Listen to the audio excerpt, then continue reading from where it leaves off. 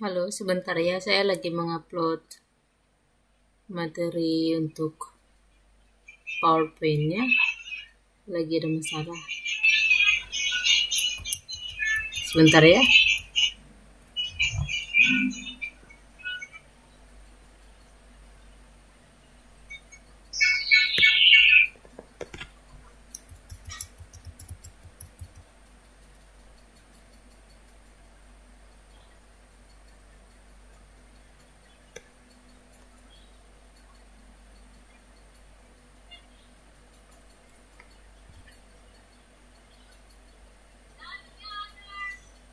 Oke, baik. Jadi, malam ini topik kita itu tentang pengembangan organisasi. Jadi, topik ini berbicara tentang eh, kalau bahasa singkatannya, orang lebih mengenal pengembangan organisasi itu dengan singkatan OD ya, OD, Organization Development, bukan. Jadi OD di sini Organization Development, bukan overdosis ya. Oke, jadi Pak OD itu merupakan sebuah profesi atau sebuah pekerjaan.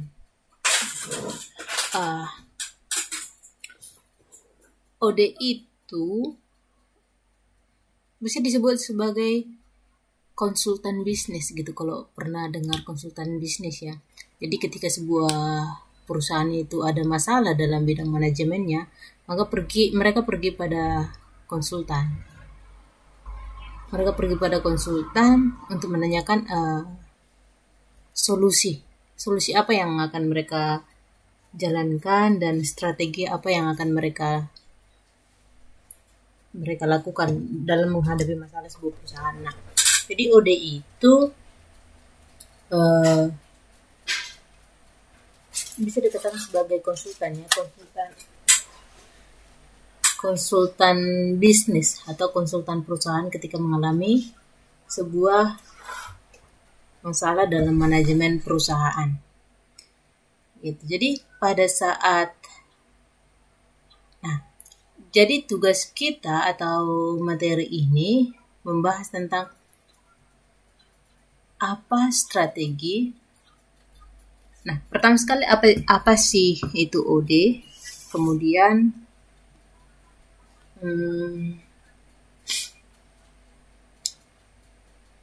karakteristiknya seperti apa? Dan prosesnya seperti apa? Intervensinya seperti apa? Nah, jadi di sini kita belajar tugas kita sebagai konsultan bisnis dan juga melihat bagaimana seorang manajemen perusahaan itu melihat kemungkinan apa yang terjadi, apa yang bisa kita lakukan ketika berhadapan dengan OD gitu. Jadi ilmu tentang atau teori tentang OD itu atau pengembangan organisasi itu berkembang dari zaman ke zaman ya. Otomatis ya, ketika zaman dulu perusahaan pasti mengalami masalah yang dihadapi perusahaan zaman dulu pasti akan berbeda dengan masalah yang dihadapi perusahaan sekarang gitu. Jadi OD juga akan mempelajari atau merespon perkembangan itu sesuai dengan masalah yang dihadapi oleh perusahaan gitu. Jadi ketika kita bisa katakan dengan klien, apa yang dihadapi oleh klien harus bisa kita pahami sebagai OD. Nah, jadi kalau bisa saya katakan OD itu berfungsi sebagai dokter. Ya. Berfungsi sebagai dokter. Nah, jadi ketika ada masalah perusahaan, ada masalah sebuah organisasi, mereka datang ke OD. Apa tugas OD? Yang pertama adalah menganalisis atau mengumpulkan data. Seperti dokter ya, mengumpulkan data. Mereka tanya pasien, apa yang dialami oleh pasien. apa yang dialami oleh pasien, apa gejalanya, apa yang dirasakannya gitu. Nah, dari situ dokter mendiagnosis penyakit apa yang dihadapi oleh pasien. Nah, ketika sudah mengetahui diagnosanya, maka dokter bisa menyarankan obat atau memberikan treatment. Nah, sama juga seperti tugasnya OD. Ketika klien datang, mereka akan mengumpulkan atau menganalisis informasi atau data. Nah, pada saat mereka menganalisis, mereka mampu mendiagnosa apa sebenarnya yang terjadi dalam perusahaan itu. Nah, setelah mereka diagnosa apa yang terjadi pada perusahaan itu, maka mereka bisa menyarankan langkah-langkah atau strategi apa yang harus dilakukan oleh manajemen perusahaan itu. Gitu. Jadi itu yang akan kita pelajari. Nah, kalau pengertian OD, berbagai macam pengertian OD. Tapi ada satu di sini yang mengatakan bahwa OD adalah, nah ini disebut oleh siapa ini, Michael Beer, bahwa OD itu adalah aplikasi dan transfer pengetahuan berbasis pada ilmu perilaku atau behavioral science. Jadi perilaku ya, ilmu perilaku.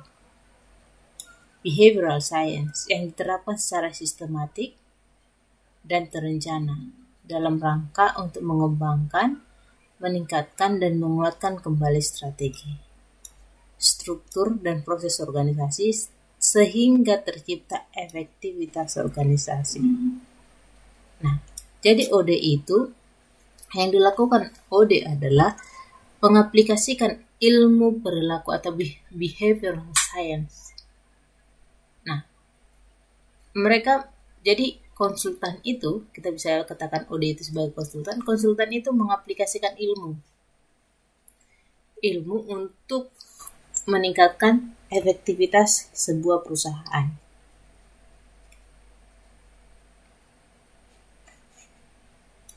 Oke, nah, jadi ada karakteristik dari OD itu. Karakteristiknya itu ada 6.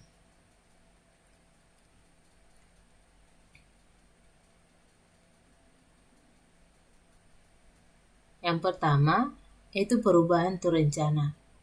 Perubahan itu bersifat terencana yang dilakukan oleh manajer untuk mencapai tujuan organisasi. Oke. Dan pendekatan yang dilakukan adalah pendekatan kolaboratif. Karena seperti bisa kita lihat ya, bahwa manajemen di sebuah perusahaan itu, ada di sebuah organisasi itu merupakan proses yang secara bersamaan, kolaboratif. Karena perubahan itu atau suatu strategi itu atau langkah-langkah hanya bisa berhasil jika dilakukan secara bersama-sama. Nah, jika OD itu memberikan sebuah strategi pada sebuah perusahaan, maka itu harus diterapkan secara kolaboratif. Ya. Karena tidak bisa sebuah perusahaan itu melakukan strategi hanya pemimpinnya saja yang melakukan strategi, tapi seluruh elemen perusahaan itu harus melakukan kolaborasi atau kompak melakukan perubahan itu. Nah, yang ketiga, orientasinya itu adalah kinerja. Nah, jadi OD itu, konsultan itu menyarankan gimana sebuah perusahaan itu meningkatkan kinerjanya. Jadi orientasinya adalah kinerja. Dan juga humanis. humanis. Jadi selain kinerja, orientasinya juga adalah sumber daya manusia. Nah, jadi konsultan itu juga tidak hanya mempertimbangkan bagaimana memproduksi barang, bagaimana meningkatkan produktivitas, atau bagaimana mencapai hasil atau keuntungan yang besar, tapi juga mempertimbangkan gimana kesejahteraan sumber daya manusianya, gimana kesejahteraan karyawannya. Nah, jadi orientasi dari OD itu adalah kinerja dan juga sumber daya. Oke. Nah, terus ada juga yang disebut dengan pendekatan sistem. Sistem. Jadi sistem ini kalau kita lihat, sistem ini merupakan bukan hanya sistem atau struktur dari sebuah perusahaan, atau bukan hanya sistem produksinya, tapi seluruh sistem. Seluruh sistem itu atau bagian-bagian unit itu harus saling berhubungan. Nah, jadi konsultan itu juga memperhatikan hubungan antara unit dalam sebuah perusahaan. Relasi dari sebuah perusahaan, relasi antara misalnya bagian marketing terhadap teknisinya, terus bagian produksi terhadap manajernya seperti apa gitu. Jadi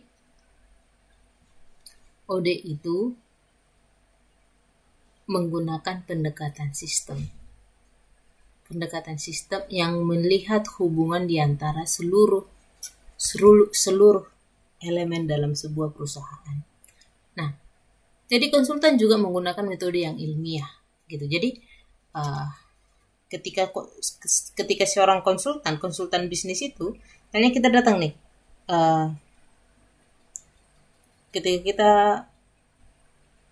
ketika bisnis kita mengalami masalah, perusahaan kita mengalami masalah, sudah misalnya sekitar 10 tahun bisnis kita itu mengalami kerugian gitu. Lalu kita datang pada seorang konsultan. Nah, kita datangi seorang konsultan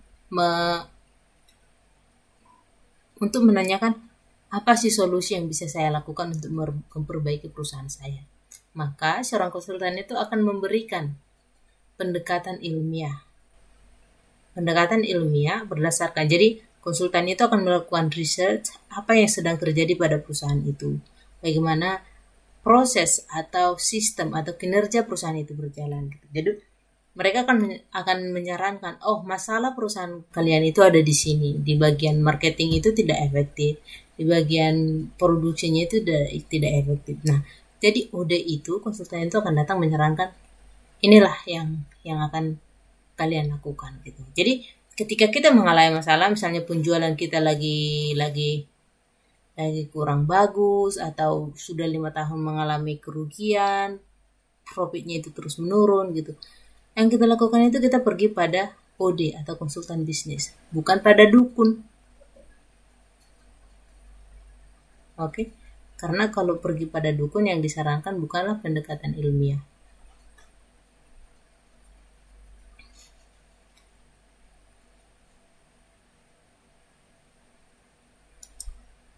Oke, nah sekarang, tapi meskipun ini karakteristik OD, tapi tetap aja ada kritik terhadap OD ini gitu. Ada kritik terhadap OD. Nah, karena mungkin bagi beberapa orang bahwa konsultan bisnis itu tidaklah berfungsi dengan baik gitu. Mungkin sebagian orang mengatakan bahwa OD itu hanya fokus pada bagian tertentu gitu. Atau misalnya sebuah perusahaan sudah pergi pada konsultan, rupanya malah nggak ada perubahan pada perusahaannya gitu. Jadi ada beberapa kritik yang terjadi terhadap OD. Nah, yang pertama itu mereka katakan adalah ini. OD lebih mendahulukan individu ketimbang organisasi. Nah, ini kritikan yang pertama. Nah, seperti yang ini ya. Berorientasi humanis, kinerja, kolaboratif, terencana. Ini karakteristiknya, tapi ini kritiknya. Lebih mendahulukan individu ketimbang organisasi. Ya. Nah, yang kedua, kritik yang kedua, OD itu lebih mengedepankan aspek informal organisasi dari organisasi formal.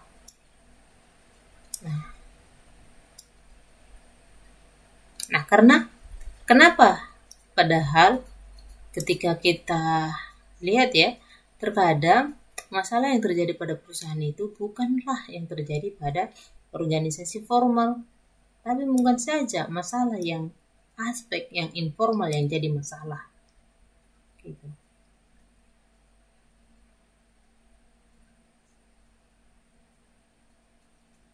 Nah, yang ketiga, perubahan perilaku lebih diutamakan daripada diagnosis menyeluruh.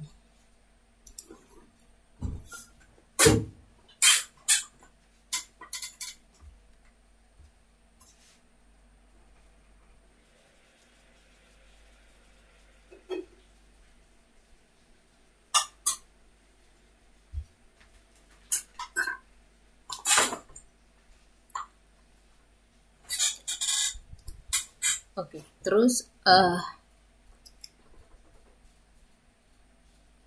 jadi salah satu kelemahan OD yang mereka kritik adalah perubahan perilaku lebih diutamakan daripada diagnosis menyeluruh. Nah, jadi seperti yang saya katakan di awal kuliah bahwa tugas seorang OD adalah mendiagnosis penyakit atau mendiagnosis masalah yang terjadi pada sebuah perusahaan. Nah, yang mereka kritik adalah perubahan perilaku atau kita bisa katakan perubahan yang terjadi pada perusahaan itu lebih diutamakan daripada diagnosis menyeluruh apa yang terjadi pada perusahaan itu. Karena itu kelemahan OD ya, kita nggak bisa mendiagnosis secara keseluruhan sebenarnya apa yang terjadi pada perusahaan itu. Oke, nah karena itu sama seperti dokter ya. Misalnya kita pergi pada dokter umum. Dokter umum itu tidak bisa mendiagnosis secara keseluruhan apa sebenarnya yang terjadi dalam hati. Atau dokter umum tidak bisa mendiagnosis lebih rinci apa sebenarnya yang terjadi pada otak misalnya. Atau dokter spesialis neurologi atau penyakitnya atau dokter saraf atau dokter yang bekerja di bagian otak tidak bisa secara keseluruhan mendeteksi apa sebenarnya yang terjadi pada bagian tubuh yang lain gitu. Jadi ini adalah kritik yang mereka sarankan, kritik yang mereka berikan bahwa perubahan perilaku lebih diutamakan daripada diagnosis menyeluruh. Oke, yang keempat adalah proses dianggap lebih penting ketimbang tugas-tugas organisasi. Nah, jadi dalam OD itu proses lebih penting daripada tugas-tugas organisasi. Nah, karena seperti tugas-tugas organisasi itu adalah rincian atau sistem yang dibuat oleh perusahaan. Nah, atau tugas-tugas yang dibuat oleh sebuah perusahaan. Sementara OD lebih fokus pada prosesnya, gitu. Misalnya ketika masalah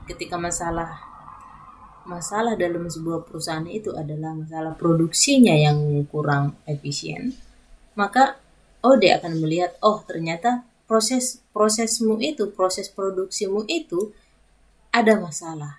Sementara organisasi itu, misalnya pemimpin-pemimpin itu sudah menetapkan tugas-tugas masing-masing daripada individu.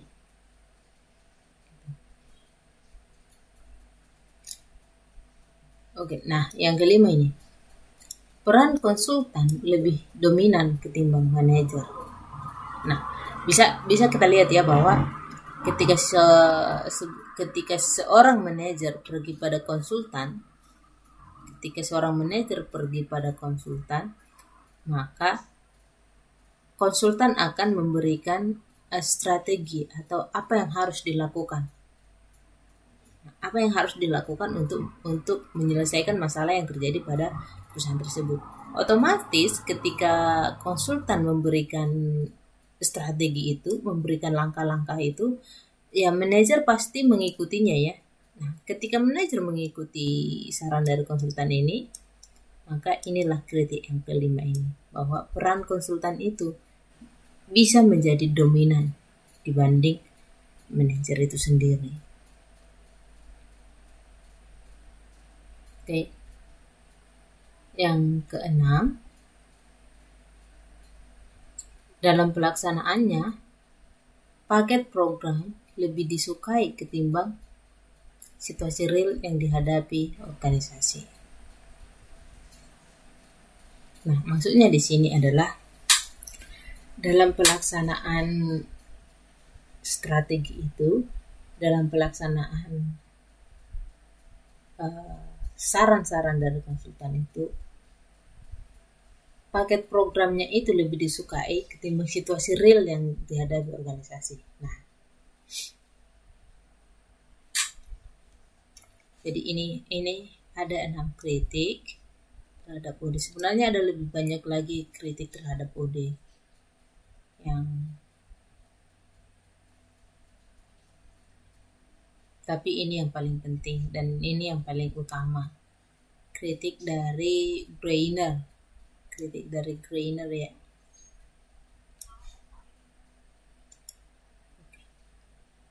Nah, sekarang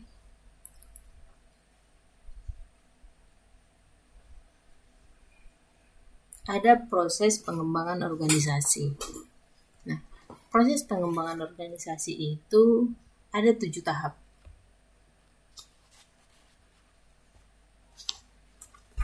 Tujuh tahap itu dimulai dari sama sia-sia.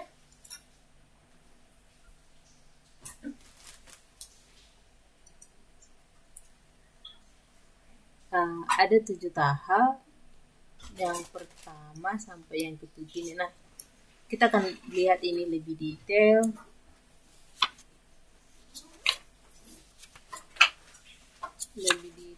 Tentang ketujuh tahap ini. Nah, ini dia. Oke. Jelas nggak di situ ya? Kalau nggak jelas bisa dilihat dalam modul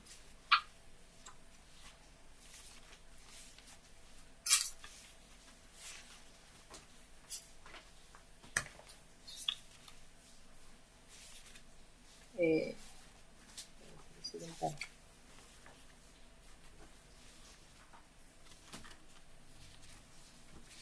Oke.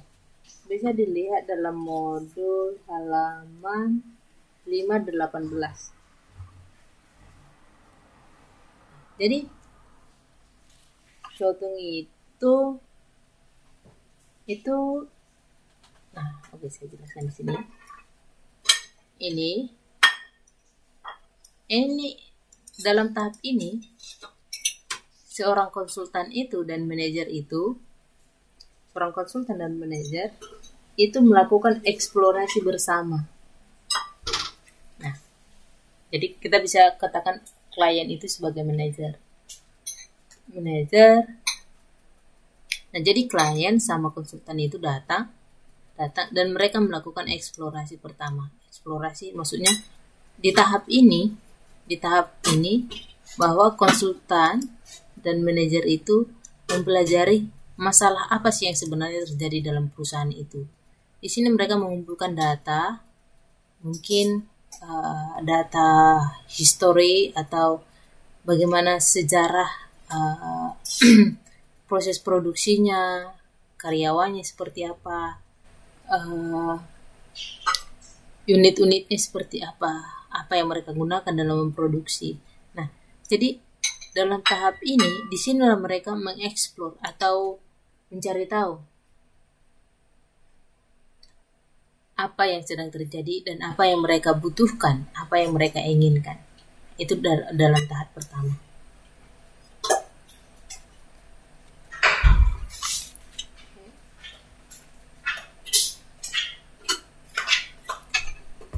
Nah, tahap yang kedua ini, dalam tahap yang kedua ini,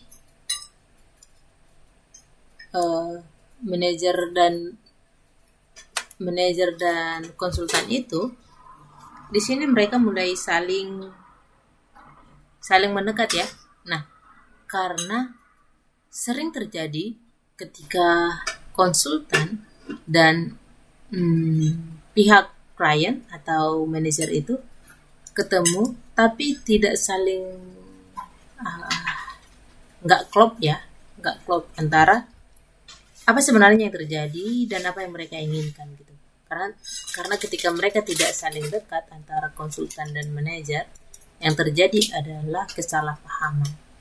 Nah, ketika seorang konsultan mengatakan bahwa inilah strateginya dan inilah langkah-langkah yang harus kamu lakukan, tapi manajernya tidak setuju. Nah, manajernya tidak setuju, malah terjadi bentrok atau kesalahpahaman gitu. Jadi dalam tahap entry ini tahap ketika secara psikologis klien dan konsultan itu mencoba mendekat atau dekat secara psikologis. Nah, jadi pada tahap ini mereka saling membagi apa harapan mereka. Misalnya manajer itu memberikan harapannya terhadap masalah yang terjadi itu seperti apa. Nah, jadi ketika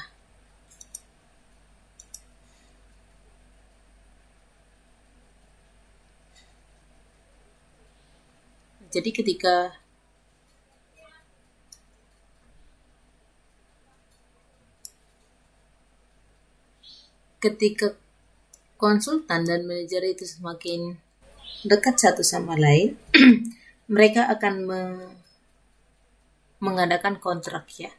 Mereka akan mengadakan kontrak perjanjian. Oke.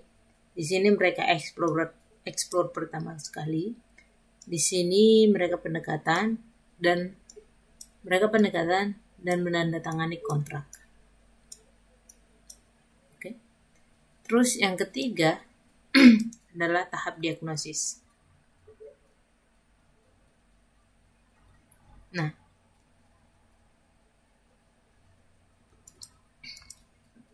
jadi sama seperti bagaimana seorang pasien mengunjungi dokter ya.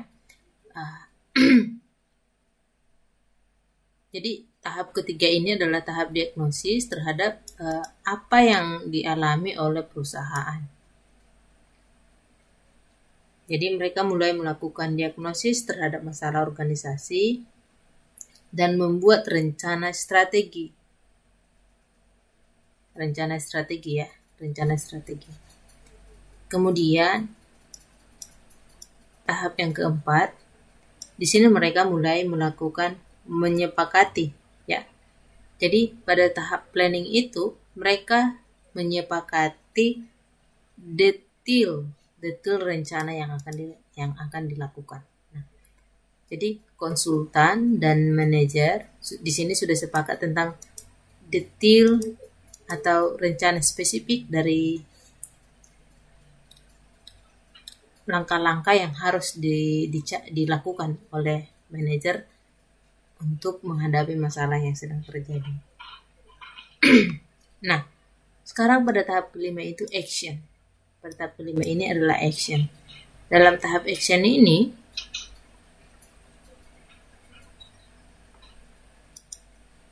Manajer itu melakukan seperti apa yang telah direncanakan di sini. Jadi di sini mereka mulai melakukan, menerapkan apa metode atau langkah-langkah atau strategi yang telah mereka sepakati di action ini.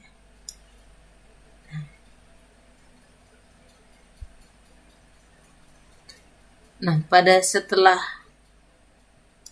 diimplementasikan rencana ini, di sini stabilization dan evaluation,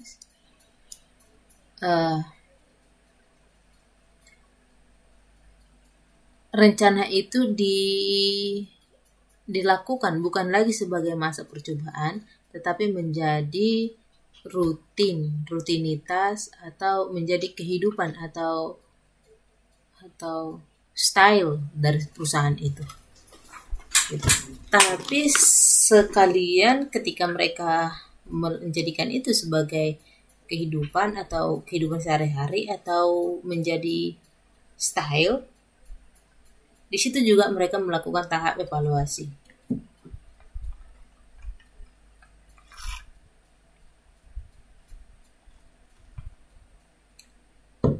Nah, jadi rencana yang telah dilakukan dan diimplementasikan, di sini mereka evaluasi. Lalu ada yang disebut dengan termination. Nah, di termination ini, ketika kontrak sudah selesai, urusan dengan klien itu sudah selesai. Ini saatnya bahwa konsultan bergerak ke klien yang lain. Nah, jadi ini proses ya. Jadi ini proses perubahan dalam manajemen sebuah organisasi. Fungsi dari OD, tahapan-tahapan proses bekerjanya OD itu seperti apa?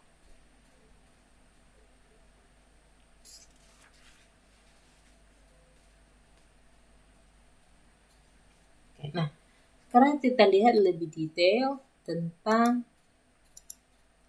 diagnosis.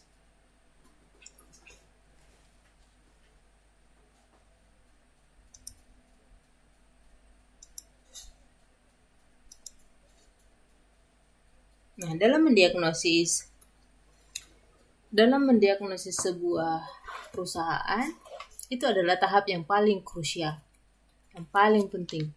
Karena sama seperti dokter ya, pernah dengar nggak seorang pasien itu salah diagnosis? Setelah sekian lama berobat, malah yang didapatkan adalah diagnosis yang salah gitu. Nah, apa yang terjadi ketika pasien mendapatkan diagnosis yang salah? Ya, ayo. Apa yang terjadi ketika pasien itu mendapatkan diagnosis salah?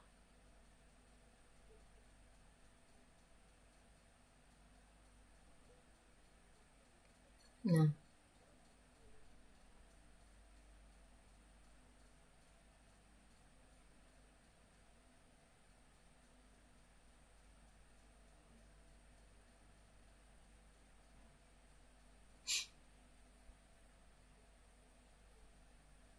ya. Nah, Ayu mengatakan bahwa dia akan pindah ke dokter lain gitu. Nah, ketika mendapatkan salah diagnosis yang salah atas sebuah penyakit, apa yang terjadi? Maka yang terjadi mungkin aja udah salah diagnosis, obatnya salah lagi kan? Nah, bukannya menyembuhkan malah merusak organ yang lain. Penyakitnya nggak hilang malah nambah gitu. Jadi diagnosis itu adalah tahap yang paling krusial, yang paling penting.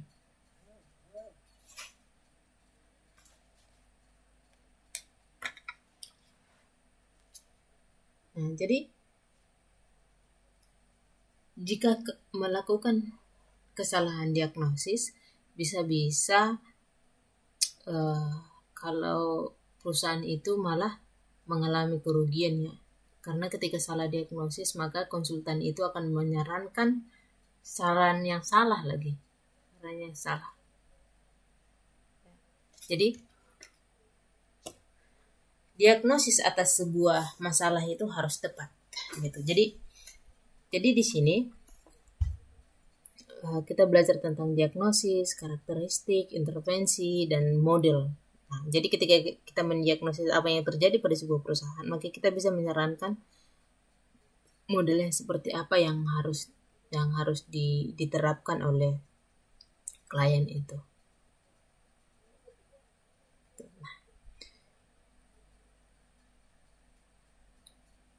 Jadi di sini dikatakan diagnosis bisa berubah proses.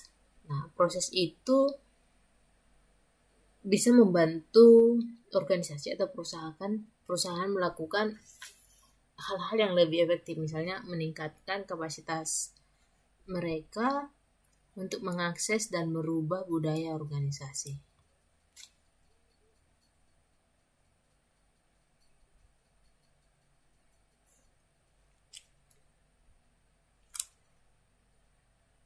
Nah, jadi yang kedua, mendapatkan umpan balik, ya, mendapatkan umpan balik. Yang ketiga, memperbaiki keberlanjutan dari organisasi itu. Oke, jadi ketika diagnosis itu tepat, maka organisasi bisa meningkatkan kapasitasnya, bisa mendapatkan umpan balik. Nah, umpan balik misalnya ketika diagnosisnya sudah tepat dan dikasih saran atau strategi, maka konsultan itu akan mendapatkan umpan balik atau perusahaan itu akan mendapatkan hasil daripada apa strategi atau langkah-langkah yang diberikan oleh seorang konsultan, dan juga bisa melakukan perbaikan.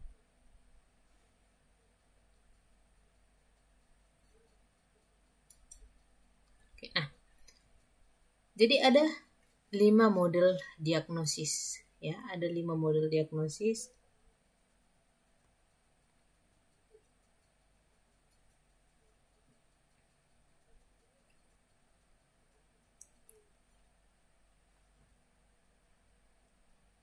Dalam mendiagnosis sebuah masalah dalam perusahaan. Nah, yang pertama itu disebut dengan 6 box model. 6 box, ada 6 kotak. Ada 6 kotak model. Yang kedua itu the 7 framework. Ada 8S framework, kerangka 8. Ada 7S framework atau kerangka 7S. Terus yang ketiga ada the star model, model bintang. Yang keempat the concurrence model, model penyesuaian. Burke, bacanya Burke or Burke atau lah, Burke and Litzwin model. Ini nama orangnya. Dari mana orang ini? Namanya nih aneh.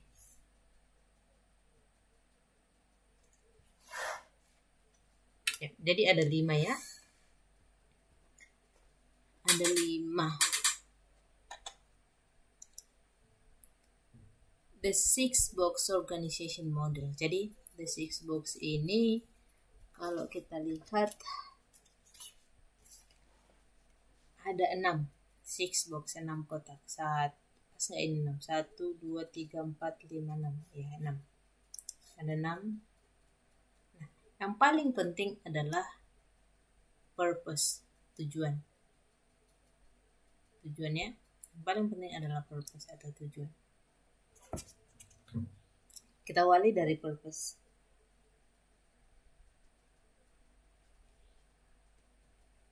Nah, katanya apa di sini? What business are we in? Pertanyaannya mereka bilang, what business are we in?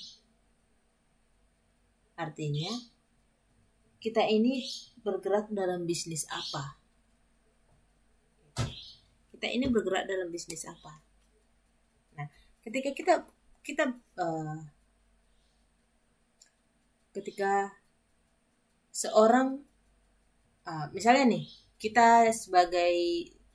saya sebagai konsultan. Nah, ada seseorang datang pada saya mengatakan masalahnya seperti ini, masalah perusahaan saya seperti ini, masalah perusahaan saya, gitu.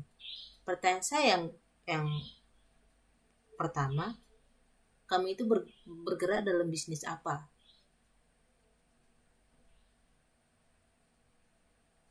Gitu. Nah, jadi ketika kita sudah tahu bahwa mereka itu bergerak dalam bisnis apa, kita bisa bertanya lebih lanjut. Karena ketika kita tidak tahu dia bergerak dalam bisnis apa, lalu kita bisa memberikan diagnosa yang salah. Oke. Mungkin aja dia bergerak dalam bisnis es krim. Rupanya kita kasih model atau metode untuk yang bergerak dalam teh panas gitu, kan beda musim.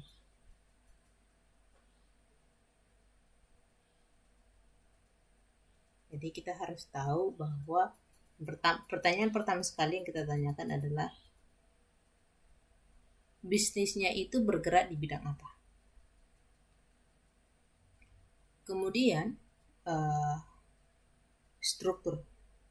strukturnya itu, how do we divide up the work? Bagaimana kita membagi-bagi pekerjaan? Lalu yang saya tanyakan selanjutnya, setelah saya tahu dia bergerak di bisnis apa, lalu saya akan tanyakan, bagaimana kamu membagi unit-unit pekerjaan di dalam perusahaanmu itu? Karena ada perusahaan, misalnya ini, cenderung sebuah perusahaan itu mengalami kerugian bukan karena produksinya tidak banyak, tapi karena terlalu banyak organisasi di dalamnya, banyak unit-unit. Istilahnya itu, organisasinya itu terlalu gendut. Ya, terlalu gendut. Misalnya ada bagian ini, ada bagian misalnya nih, yang paling sering dikatakan itu organisasi yang gendut itu misalnya jumlah menteri dalam sebuah negara. Ya. Jumlah menteri dalam sebuah negara. Kalau di Indonesia di zaman pemerintah yang sekarang itu menteri itu ditambah ya. Menteri itu ditambah. Ada dulu di zaman Soeharto menteri itu dikurangi atau digabung jadi apa gitu. Jadi ketika kementerian itu semakin banyak, itu disebut dengan organisasi semakin gendut.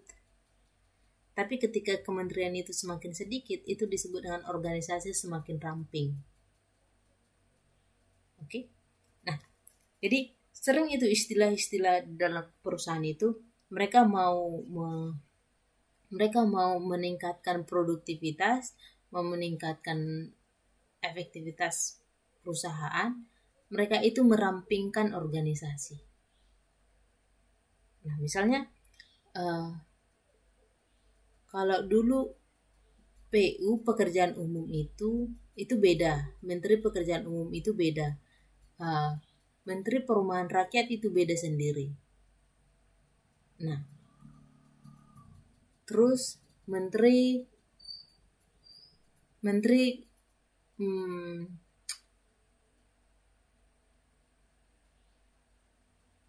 Pendidikan dan Kebudayaan itu beda. Terus Menteri Ristek Dikti itu beda. Nah, jadi maksudnya unit-unit dalam sebuah, kita contohkan negara ya, unit-unit dalam sebuah negara itu dalam mengerjakan satu persatu masalah itu beda. Nah, kalau misalnya di zaman dulu itu Bappenas itu sama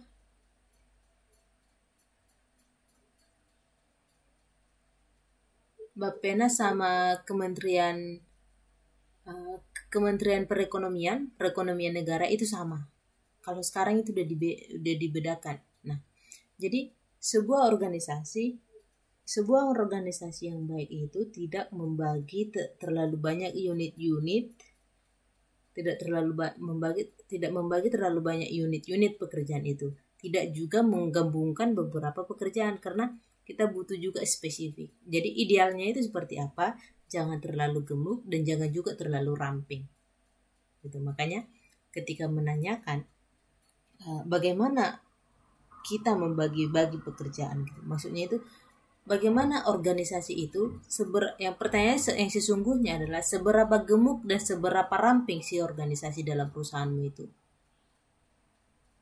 Gitu. Nah, kalau dalam universitas ya ada bagian akademik, ada bagian kemahasiswaan, ada bagian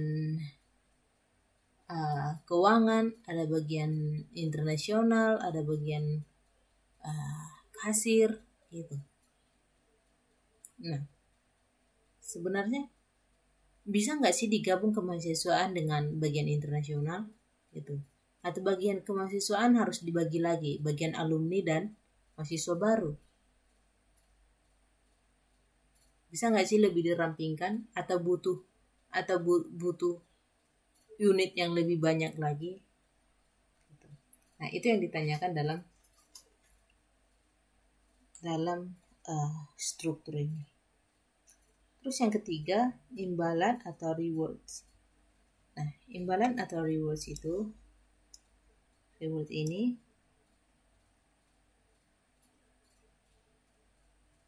yang ditanyakan adalah apakah semua tugas yang telah dikerjakan sudah mendapat insentif? Nah, karena cenderung dalam perusahaan itu bagian marketing lebih banyak mendapatkan insentif. Karena apa? Di bagian marketing itu ada target yang mereka capai, ada target yang mereka tetapkan. Nah, jadi ketika mereka mendapatkan target itu, mereka dikasih insentif. Nah, bagaimana dengan orang di bagian produksi? Bagaimana dengan orang di bagian maintenance? Jangan-jangan perusahaan itu hanya memberikan insentif pada bagian marketing, tapi tidak memberikan insentif pada bagian produksi. Jadinya marketing berhasil memasarkan produk, tapi produktivitas nggak meningkat. Gitu. Atau jangan-jangan perusahaan memberikan reward yang tinggi pada bagian produksi, tapi tidak pada bagian marketing. Akhirnya produk itu menumpuk, tidak sampai pada konsumen. Selanjutnya itu mekanisme kerja atau helpful mechanism. Nah, yang ditanya di sini adalah have we adequate coordinating technologies? Nah, apakah kita memiliki teknologi untuk koordinasi kerja? Nah, pertanyaan lebih kesehari-harinya ini adalah kau punya mesin gak sih untuk mengerjakan pekerjaanmu? Gitu. Pakai mesin gak atau pakai manual?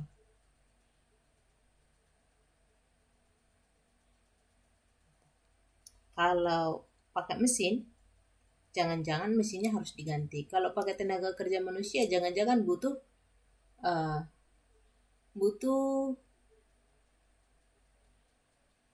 apa namanya ya? Pembersihan tenaga kerja gitu. Atau lebih detail tenaga kerja yang tidak efektif itu seperti apa. Nah, jadi di sini yang ditanyakan adalah bagaimana sih proses pekerjaan itu menggunakan teknologi nggak sih dalam bekerja gitu. Terus yang selanjutnya relationship. relationship ya, relationship hubungan kerja. Nah, bagaimana kita mengelola konflik? Apakah dengan teknologi? Jadi yang ditanyakan pada di sini adalah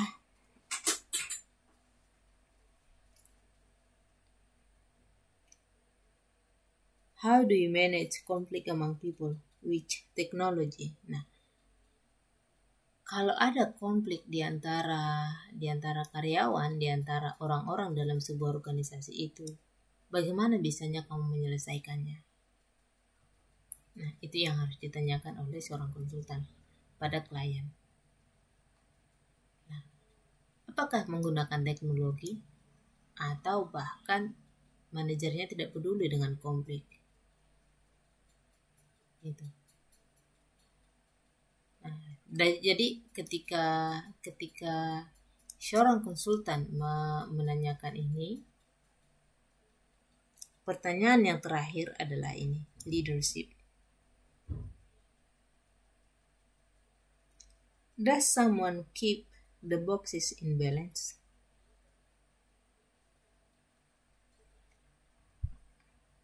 Apakah ada orang yang bisa menjaga kelima kotak dalam keadaan seimbang?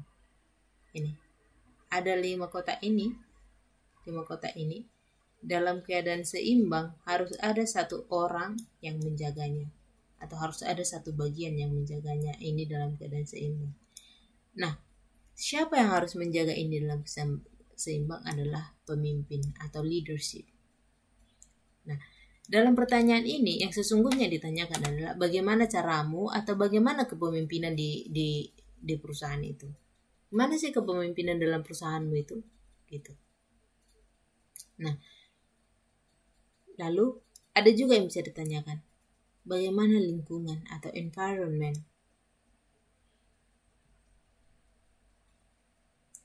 dalam perusahaan tersebut. Nah, jadi berdasarkan pertanyaan ini, seorang konsultan bisa mendiagnosis masalah apa sebenarnya, atau strategi atau langkah apa yang bisa ditempuh oleh seorang manajer.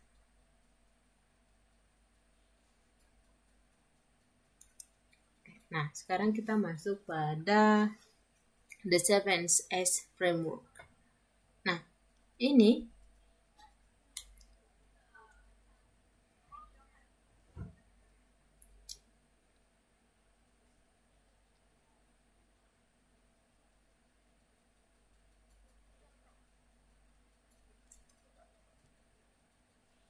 the 7S framework ini diciptakan oleh, jadi ini adalah sebuah perusahaan ya, perusahaan konsultan bisnis McKinsey & Company. Ini adalah sebuah perusahaan konsultan bisnis di Amerika. Jadi mereka memberikan model ini, the 7S framework. Mereka memberikan model ini. Nah, 3 konsultan mereka itu, ini ketiga orang ini,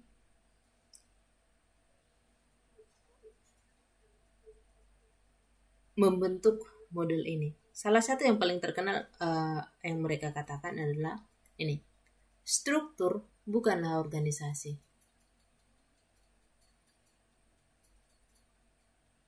Oke, jadi perusahaan ini sangat terkenal ya, ini konsultan bisnis yang sangat terkenal di Amerika. Jadi ketiga orang ini membentuk model ini, the 7S framework. Salah satu yang paling terkenal yang mereka katakan adalah structure is not organization. Struktur bukanlah organisasi. Nah, jadi kita lihat model 7S framework ini di gambar ini ya. Kita mulai dari struktur. Nah,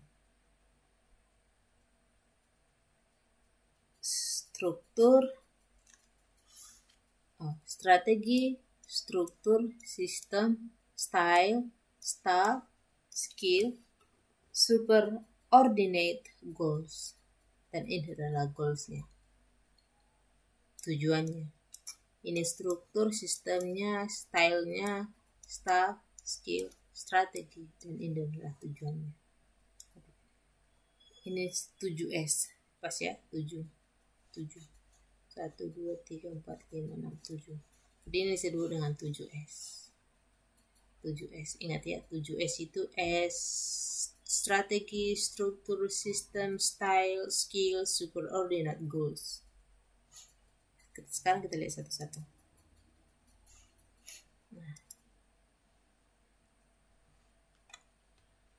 Nah, jadi strategi itu, nah dalam strategi ini yang paling ditekankan dalam strategi ini adalah tindakan yang koheren. Nah, tindakan itu yang paling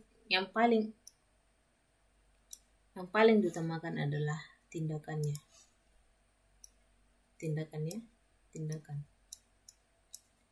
Jadi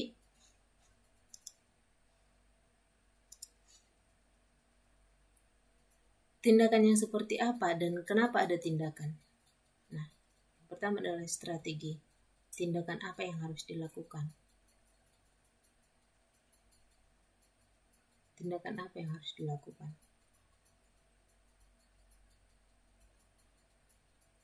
Nah, tujuannya adalah agar perusahaan dapat mempertahankan daya saing berkelanjutan, meningkatkan posisi persaingan, dan mengalokasikan sumber daya. S yang pertama, strategi. S yang kedua adalah struktur. Oke. Nah, jadi struktur itu menunjukkan kepada siapa seseorang harus bertanggung jawab dan tugas apa. Oke. Jadi struktur ini menjelaskan kepada siapa seseorang bertanggung jawab dan tugasnya apa. Oke, nah, jadi kenapa ada sebuah struktur dalam sebuah perusahaan agar unit-unit tertentu atau bagian-bagian dalam sebuah perusahaan, misalnya seorang marketing, ya, bagian sales itu bertanggung jawab pada leadernya itu bertanggung jawab pada manajer itu bertanggung jawab pada CEO bertanggung jawab pada founder. Nah, jadi ada struktur organisasi dari atas ke bawah untuk melihat bahwa ada proses tanggung jawab. Nah, jadi si ini bertanggung jawab pada si ini dan ini bertanggung jawab pada si ini. Nah, jadi setiap anggota, setiap unit punya tugas masing-masing dan semua ini adalah terintegrasi. Terintegrasi. Kemudian ada sistem. Nah, struktur itu terintegrasi, ada juga sistem di mana proses dan aliran kerja. Proses dan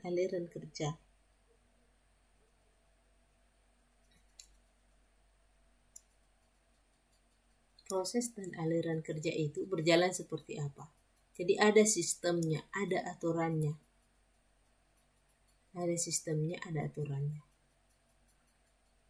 Jadi ketika sudah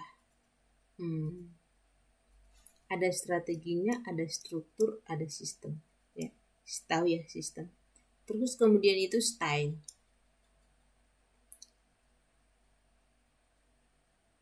Style itu bukan sekedar apa yang dianggap penting oleh manajemen.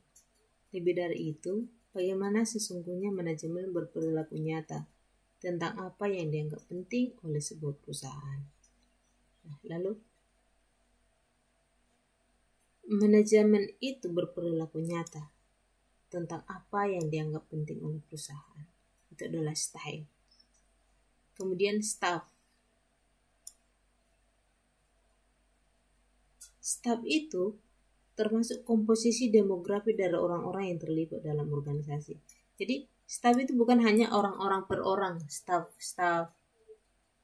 kasir, staff ini, staff itu, bukan. Tapi orang seperti apa sih yang kamu rekrut dalam perusahaanmu itu? Tuh. Misalnya jenis kelaminnya seperti apa, usianya seperti apa, pendidikannya seperti apa, gitu. Jadi itu yang dimaksud dengan demografik. Nah, sekarang ada share values. Share values itu nilai-nilai yang dipahami dan dijiwai oleh sebagian besar anggota organisasi. Dan skill. Skill itu kapabilitas yang dimiliki, kemampuan yang dimiliki oleh organisasi secara keseluruhan, bukan hanya kemampuan individu per individu. Nah, jadi cara mendiagnosisnya itu adalah seperti ini. Sekarang yang pertama itu strategi. Strukturnya itu seperti apa? Sistemnya seperti apa? Stylenya seperti apa? Staffnya seperti apa? Nilai yang mereka anut itu seperti apa? Kapasitas dari anggota organisasi itu seperti apa? Nah, jadi ketika kita tahu semua ini, maka kita bisa mendiagnosis. Dan menyarankan langkah atau strategi apa yang mereka lakukan, harus mereka lakukan selanjutnya. Nah, jadi ada jadi ada dua mazhab atau dua aliran.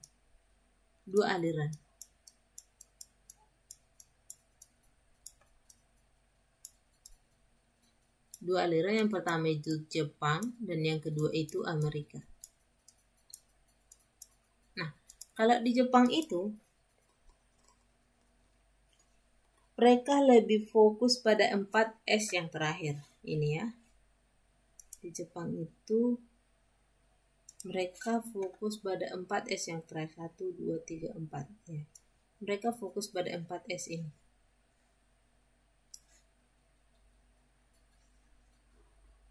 Yaitu style, staff, skill, dan share values.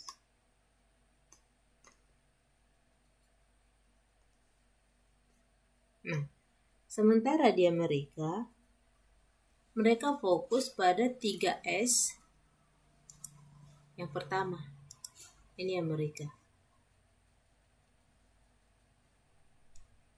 Nah, jadi kita lihat negara kuat ini Amerika ya, ini Jepang. Jadi perusahaan-perusahaan di kedua negara di Amerika ini fokus mereka adalah di sini, di strategi, struktur, dan sistem. Sementara di Jepang perusahaan itu lebih menekankan kepada style, staff, share values, dan skill. Nah, maka datang teori ini 7S framework, bahwa kita gabungkan ketujuh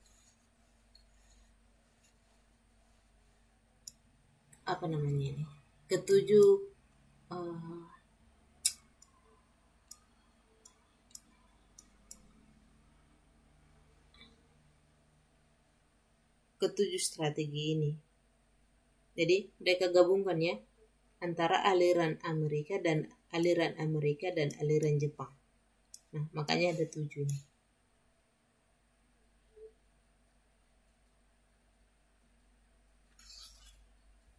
Nah, sekarang kita akan melihat apa yang terjadi jika strategi dan struktur itu saling nggak nyambung gitu loh. Nggak nyambung gitu. Misalnya strategi, mereka sudah susun strategi, tapi strukturnya itu nggak merespon strategi itu. Terus sudah ada strukturnya, sudah ada struktur organisasinya, tapi sistemnya itu tidak sesuai. Nah, misalnya sudah ada strateginya, tapi skill atau kapabilitasnya itu tidak memadai. Kemampuan karyawan itu tidak memadai. sudah ada style. Misalnya manajemen itu perilakunya sudah pada kehidupan sehari-harinya gitu, sudah menjadi style, sudah menjadi gaya hidup, sudah menjadi gaya hidup ya dalam perusahaan itu.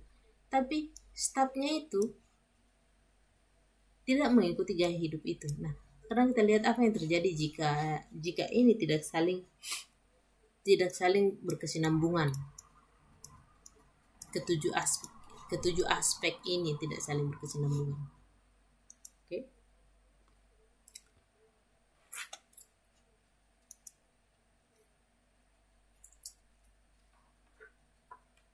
Oke. Sekarang the STAR model. Sekarang the STAR model. Nah, the STAR model ini lebih mengutamakan saling keterkaitan antar komponen organisasi. Nah, saling mengutamakan saling keterkaitan antara komponen organisasi. Apa komponen organisasi yang dimaksud? Adalah strategi, struktur, kapabilitas proses dan lateral, sistem penghargaan dan people, dan orang-orang atau sumber daya manusianya.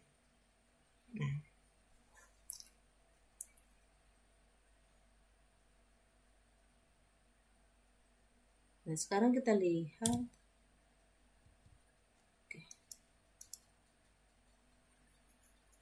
Nah, jadi ini the STAR model.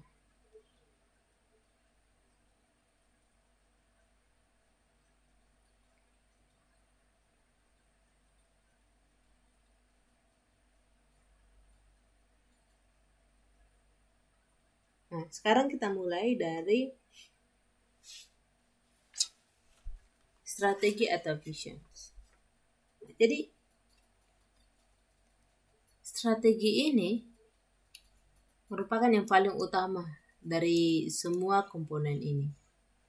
Nah, jadi kita lihat ya, the STAR model itu, karena lihat di sini ada ini bentuk bintang ya,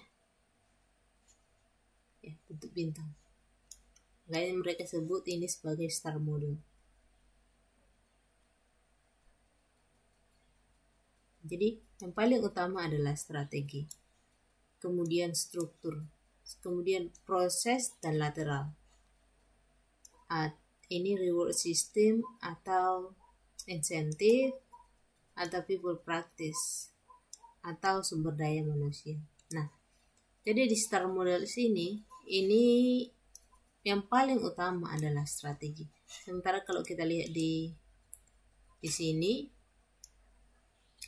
di antara ketujuh aspek ini, mereka tidak mengatakan strategi adalah yang paling utama, tapi ketiga ini di Amerika dan ini di Jepang.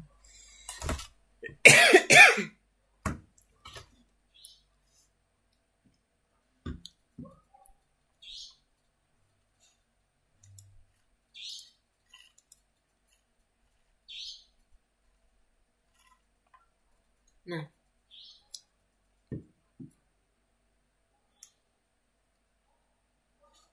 apa yang terjadi jika strategi tidak ada? Makanya yang terjadi adalah tidak jelas atau tidak disepakati, tidak ada arah yang sama, tidak ada kriteria untuk mengambil keputusan. Nah, jika struktur tidak selaras dengan strategi, yang terjadi adalah tidak mampu memobilisasi sumber daya atau sumber daya manusia atau sumber daya alam, dan pelaksanaannya juga tidak efektif dan tidak akan sanggup untuk bersaing. Terus jika mekanisme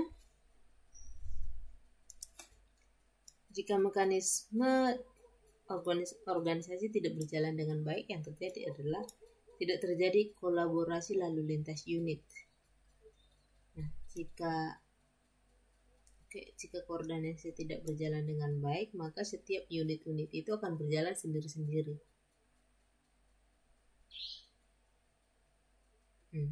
Lalu pengambilan keputusan akan terlalu lama. Terus ini, sistem insentif. Jika penghargaan tidak mendukung tercapainya tujuan, yang terjadi adalah hasil yang keliru dan boros, standar yang rendah, dan perputaran karyawan itu akan tinggi. Yang kedua, jika SDM-nya tidak berpartisipasi atau tidak diberdayakan, yang terjadi adalah upaya tanpa hasil atau kepuasan karyawan rendah. Nah, sekarang kita lihat concurrence model. Nah, di concurrence model ini organisasi terdiri dari 4 komponen. Yang pertama itu tugas, individu karyawan, arrangement formal, dan komponen informal. Nah,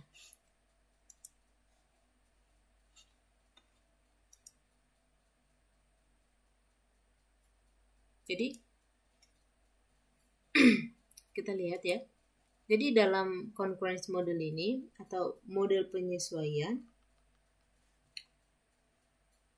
ada input dan ada output. Nah, sekarang bagaimana kita memproses input ini menjadi output? Maka itu terjadi di sini.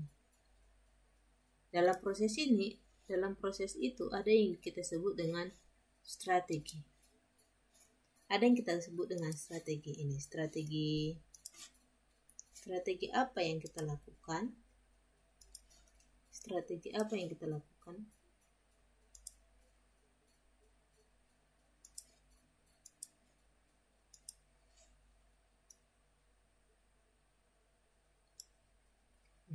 Jadi apa inputnya? Inputnya adalah lingkungan, sumber daya, dan sejarah perusahaan. Lalu kita lihat strategi. Kita buat strategi. Nah, ada strategi untuk memproses input ini menjadi output. Nah, ini disebut dengan transformation process. Maka ada tugas, ada individu, ada formal, ada informal. Nah, jadi setelah semua proses ini, maka ada yang disebut dengan feedback. Jadi congruence model itu tentang bagaimana kita mengelola input menjadi output.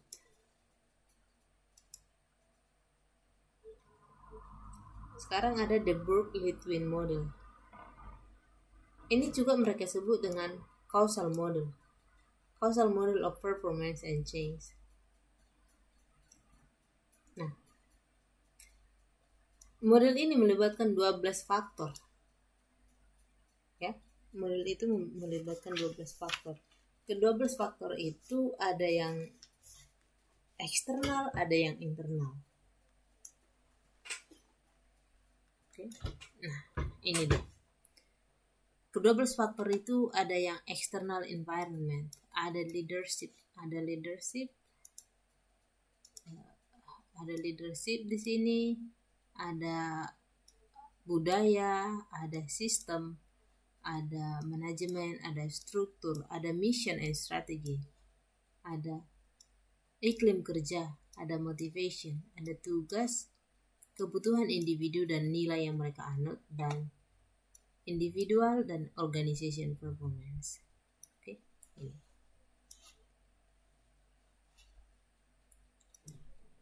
Nah, sekarang proses OD itu seperti apa?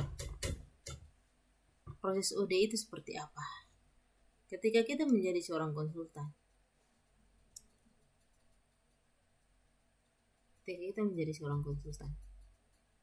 Maka ini prosesnya. Yang pertama,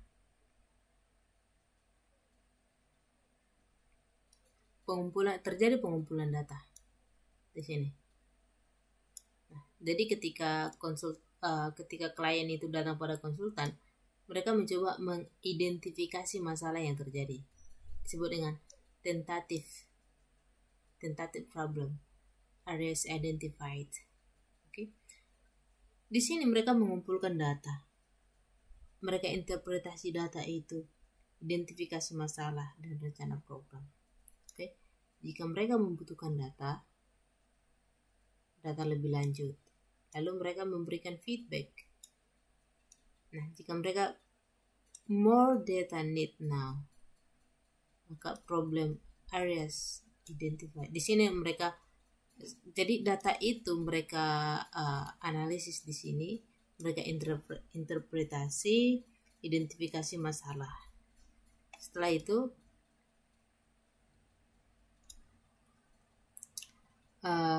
klien mulai menerapkan, mengimplementasikan. Oke. Nah, setelah itu diagnosisnya sudah tepat dan memberikan perubahan dalam organisasi. Nah, jadi di sini adalah proses menganalisis data, di sini adalah masalah teridentifikasi, di sini sudah memberikan strategi, di sini adalah hasil implementasi. Nah, tapi ketika implementasikan, tapi masih ada kemungkinan tidak ada perubahan, masih tetap aja. Artinya saran yang diberikan oleh konsultan itu di sini itu nggak berfungsi, tapi di sini itu berjalan. Oke, nah sekarang intervensi OD.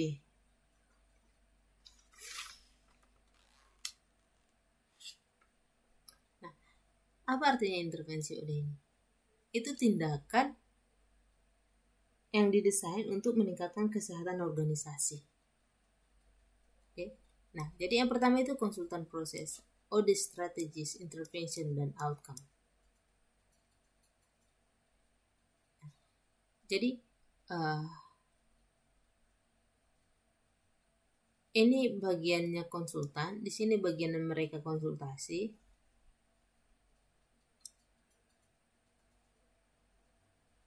Klien dan konsultan konsultasi. Ini tahap-tahapnya kita udah pelajari tadi. Terus ada performance gap antara apa yang mereka bicarakan dan apa yang akan mereka capai. Oke. Nah, jadi ini akan mereka capai. Bagaimana mereka mencapainya itu? Mereka akan membangun struktur, teknik, dan behavioral atau sifat. Nah, proses change, teknik, dan desire state ini adalah harapan, ya, harapan. Dan ini adalah masalah, ini adalah gap, dan ini adalah harapan atau tujuan mereka. Ini adalah outcome-nya. Nah, jadi konsultan intervensi OD, mereka memberikan di sini konsultan itu memberikan saran dan manajer mengimplementasikan, lalu ada hasilnya atau outcome-nya. Oke.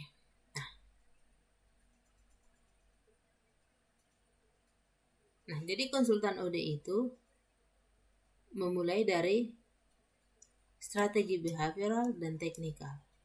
Nah, itu akan melihat ketika mereka buat adalah strategi behavioral, maka yang berfungsi adalah yang mereka tekankan adalah perubahan sikap dan nilai-nilai. Perubahan sikap dan nilai-nilai pada seluruh elemen organisasi. Lalu itu menghasilkan perilaku baru dan meningkatkan kinerja. Tapi jika strategi teknikal itu perubahan produksi dan metode akan menghasilkan proses baru. Ini meningkatkan kinerja. Kemudian jika strategi yang mereka berikan adalah strategi struktural, maka akan terjadi perubahan struktural, akan menjadi proses pergantian struktur dalam organisasi itu. Akan terjadi pola hubungan yang baru dan itu akan meningkatkan kinerja. Oke. Nah, jadi apa intervensi yang dilakukan oleh OD? pertama adalah latihan kepekaan. Nah, jadi seorang OD itu atau perusahaan yang bergerak di bidang OD itu harus peka terhadap atau sensitif terhadap apa yang terjadi pada sebuah perusahaan gitu. Jadi misalnya ketika manajer datang pada konsultan, mereka harus sensitif melihat apa sebenarnya yang terjadi pada perusahaan itu. Kemudian kisi pengembangan organisasi, survei umpan balik, proses konsultasi, intergroup activities atau peningkatan hubungan baik antar kelompok, third party peacemaking. Itu konsultan OD berperan sebagai pihak ketiga. Tujuannya adalah menangani sengketa serta berbagai teknik negosiasi untuk memecahkan persoalan atau konflik antar individu dan kelompok. Jadi ini jenis-jenis intervensi yang boleh dilakukan oleh OD. Nah, perubahan sifat pengembangan organisasi. Nah, jadi kita lihat di sini di Amerika Serikat, OD telah menjadi profesi dengan badan regulasinya sendiri yang menjadi wadah bagi praktisi OD. Nah, saya tidak tahu di Indonesia bagaimana perkembangan OD sebagai praktisi ya. Tapi di Amerika, OD itu menjadi sebuah profesi. Atau bahkan sudah diberikan regulasi oleh pemerintah. Oke, ada pertanyaan tentang materi ini?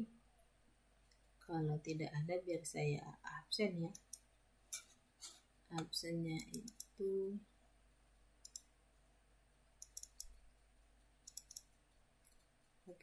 siapa yang pertemuan ke-8?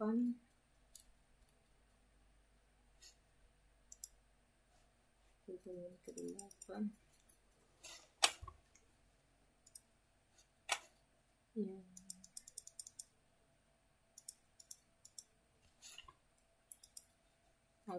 lanjut.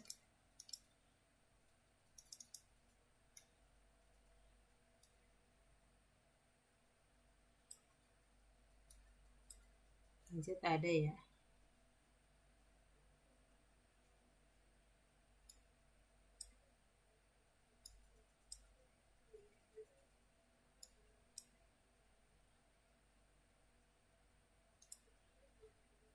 Lanjut ada. Revita ada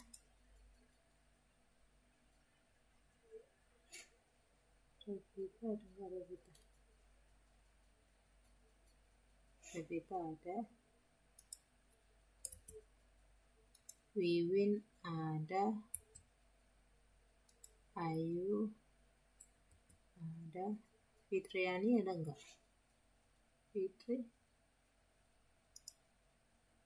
Fitriani ada.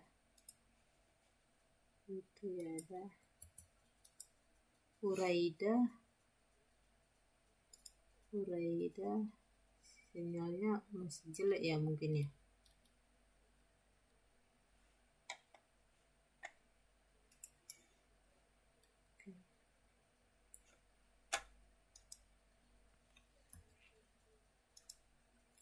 Lilik ada nggak?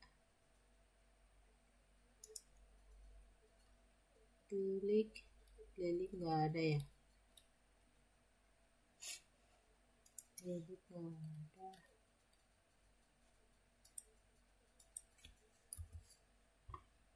Mas Ria ada.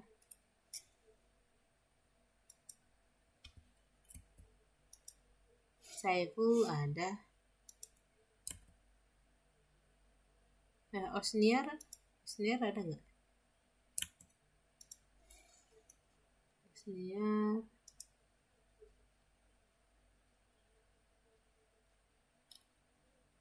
Osniar nggak ada ya. Osniar nggak ada.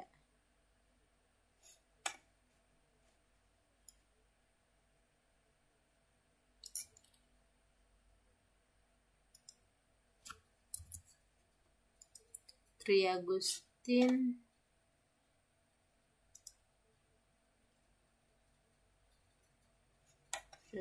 ada.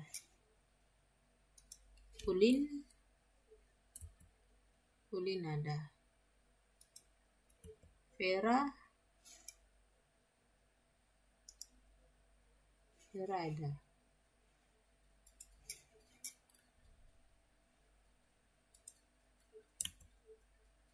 Lina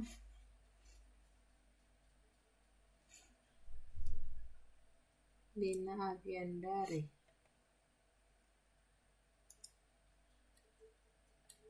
Lina ada.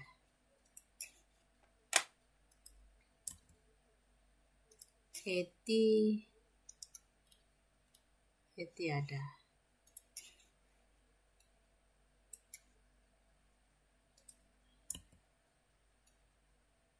Betty